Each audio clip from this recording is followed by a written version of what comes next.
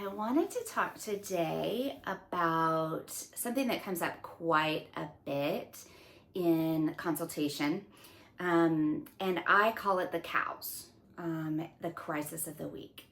If you've been in consultation with me, if we've been in a consultation group, we've talked about this, I'm sure, because it comes up all the time. And it's one of the struggles that a lot of therapists have, is this piece of like, how do you stay connected to your treatment plan and moving them forward, right? How do you take them from feel where they're learning about their window of tolerance and they are learning about their emotions and they're using grounding skills to help themselves feel better, and then move them into, okay, now it's time to start working on the actual memories that are stuck, and then moving them into, okay, now how do we apply all this healing that you've had into the changes that you want to make in your life, with your relationships, with your schedule, with your eating or your body or your movement or your habits.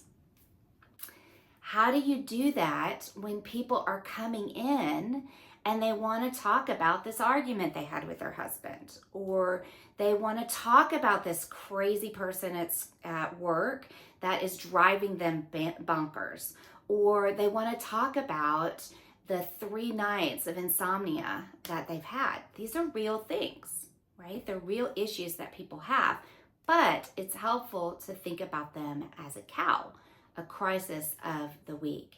And the real trick on how you don't spend all your time chasing cows, because if you just chase the cows and you're just spending the time in session or the big bulk of the time in session, talking about these arguments and these little things that come up, the little and big things that come up every week, then you never get to progressing them through their treatment plan. And that's how therapists will be meeting for months and years at a time with clients, and they're not having real change. They feel connected to the therapist.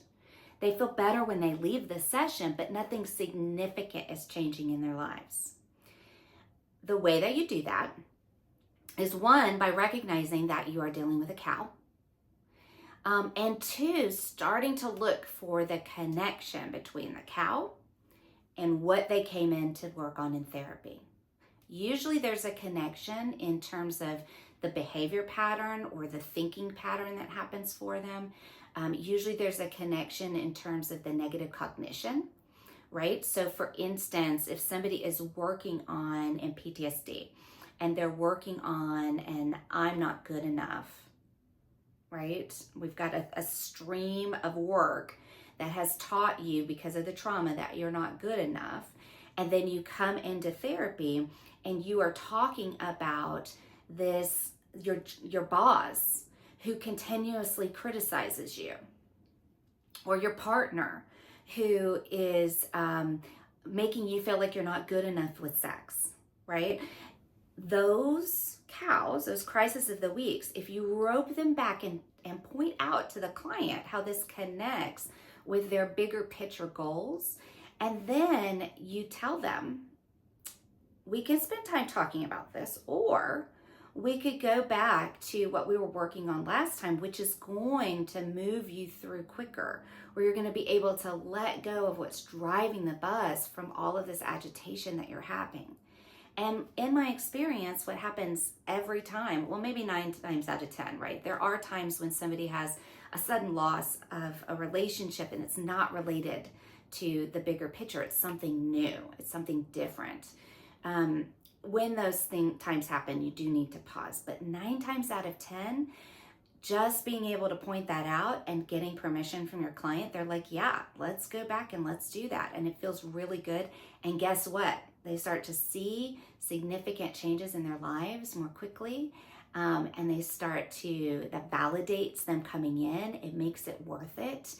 It allows the therapist to feel really good because you're starting to see clients graduating, and you're starting to really make positive change in the world. So that's what you want to do. You want to recognize that you're in a cow, or your client's in a cow, And you want to rope it back in, point out specifically how it connects to their bigger body of work. And then 3, you want to get permission from the client. Just ask them, let's go back to it. That's what I recommend. And then you'll be moving forward. And you want to do that quickly in the first 5, maybe 10 minutes, depending on how talkative your client is. And then the bulk of the session, let's focus on where you're at in your treatment goals. All right. I hope that helps. I'd love to hear your comments, how this works for you, how it doesn't, where your pain points are with that. Let me know. And yeah, let's get out of the cows and start really making some changes in people's lives. Thanks.